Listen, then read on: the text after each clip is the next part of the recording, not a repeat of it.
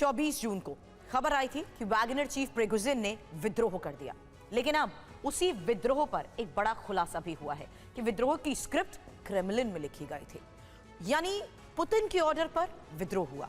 उसकी आड़ में नेटो के खिलाफ ऐसा चक्रव्यूह तैयार किया गया जिसमें न सिर्फ नेटो देश बल्कि फंस गए, ज़ेलेंस्की के मर्डर का प्लान भी तैयार हो गया।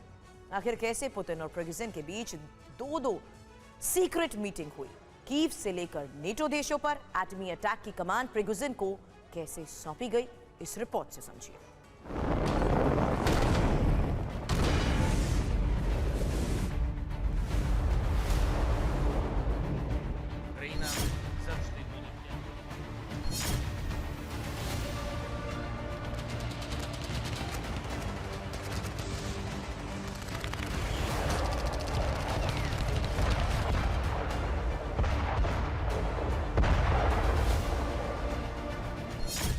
ज़ेलेंस्की की सुपारी, एटमी हमले की तैयारी।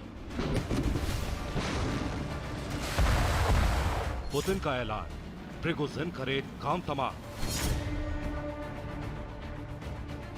सिर तन से जुदा या परमाणु हमले का फरमान। यानी जंग का वो दौर आ चुका है जब पुतिन आर पार के मूड में है। जंग का खात्मा किया जाए और ये सिर्फ ज़ेलेंस्की के अंत से ही मुमकिन है।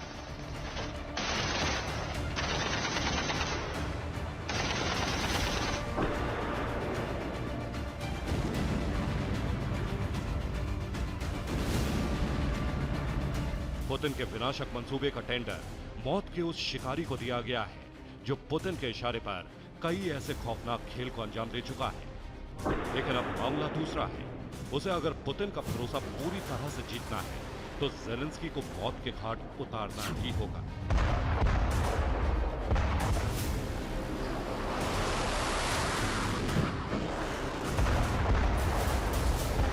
यही वजह है कि पुतिन ने प्रिगोजिन को बाखमुत से बेलारूस पहुंचाने का ऐसा प्लान तैयार किया कि नेटो और यूक्रेन चकमा खा गए।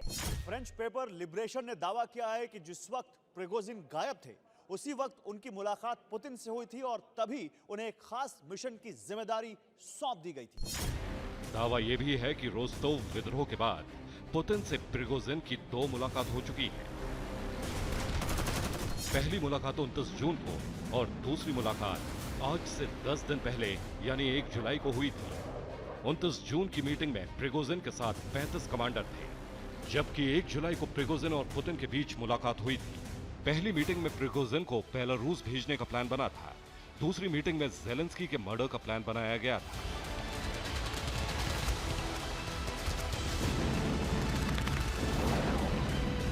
दोनों की मुलाकात को क्रेमलिन के प्रवक्ता दिमित्री पेस्कोव ने कंफर्म किया।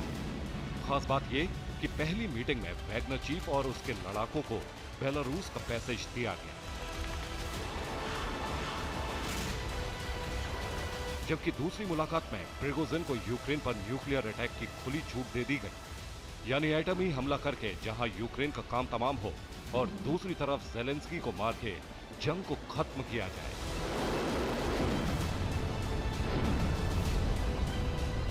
और इस सब के लिए वक्त चुना गया ठीक उसी वक्त जब लिथुआनिया में नाटो के सदस्य देशों की सबसे बड़ी मीटिंग हो रही हो। Institute for the study of war के मुताबिक रूस यानी पुतिन कभी भी प्रिगोजिन के विद्रोह को कुचल सकते थे, लेकिन रूस ने ऐसा नहीं किया और इसीलिए नहीं किया ताकि नेटो को भटकाया जा सके। यूक्रेन इंटेलिजेंस चीफ ने दावा किया है कि कुछ वक्त के लिए रूसी शहर रोस्तोव पर कब्जा भी पुतिन के प्लान का हिस्सा था। दरअसल उसी वक्त रोस्तोव एटमी सेंटर से कुछ dirty nuclear bomb Wagner army को सौंप दिए गए। यानी बेलारूस पहुंचने वाला वैगनर ग्रुप न्यूक्लियर हथियारों से लैस है, जिसके लड़ाकों को मिसाइल लॉन्च करने की भी ट्रेनिंग दी जाएगी।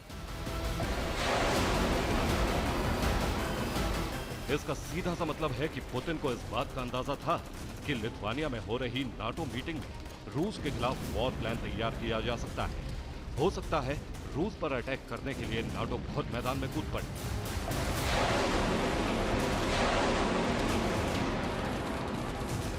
इसलिए पुतिन ने प्रिगोजिन के विद्रोह की आड़ में ऐसा प्लान तैयार कर लिया जिससे अब नाटो की नींद उड़ी हुई है। उसे हर एक कदम फूंक फूंक कर रखना होगा। खास तौर से रूस के खिलाफ जंग का ऐलान करने से पहले 1000 बार सोचना होगा।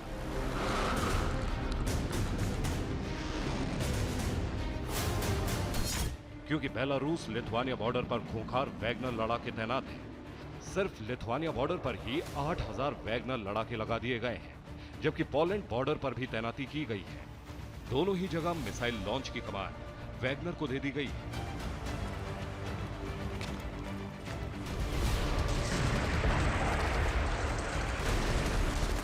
यानी प्रिगोजिन पुतिन के दिए मिशन के लिए पूरी तरह से तैयार है। जहां एक तरफ अपने लड़ाकों को कीव में घुसकर अटैक का ऑर्डर जारी कर सकते हैं और दूसरी तरफ एटमी वॉरहेड लगी मिसाइल से अटैक का भी फरमान जारी कर सकते हैं।